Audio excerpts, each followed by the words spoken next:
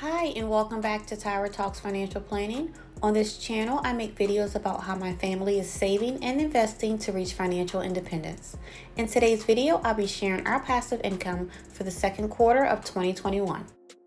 Passive income is income that requires no to very little effort to earn and maintain. Examples of passive income is rental income, business income from a business that you do not physically participate in on a daily basis, investing in dividend-paying stocks, affiliate marketing, and digital products. At this time, there are two ways that we receive passive income.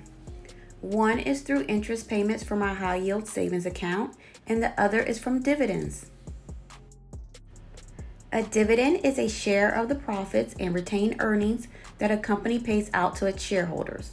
An example of a dividend-paying company is Walmart, AT&T, Coca-Cola, Starbucks, Target, 3M, ExxonMobil, and thousands of others. Okay, so the interest payments that we receive are paid out monthly, and we also invest in several dividend-paying companies that pay out quarterly, monthly, and semi-annually.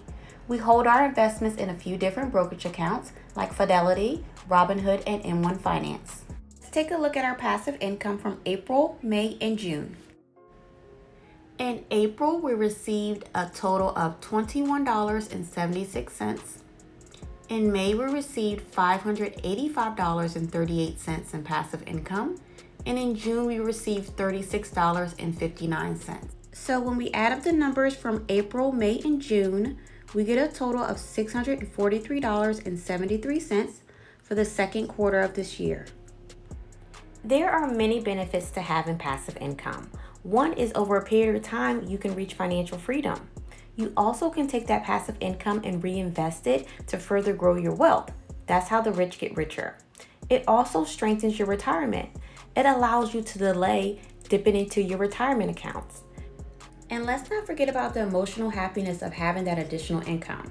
That will give you time to do things that you enjoy and care about doing, like spending more time with family, traveling, or even starting that new business in order to make you even more passive income. Our overall goal is to use our dividend income prior to retirement and also during retirement.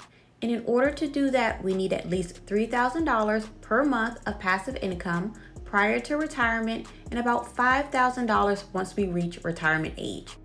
In the first quarter of this year, we had an annual dividend income of $711.07.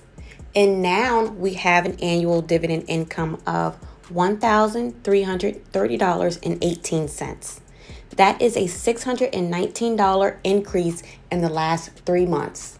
If you want to see more passive income updates, please consider subscribing to the channel and don't forget to hit that notification bell so you won't miss any of my videos. And as always, thank you for watching. Bye.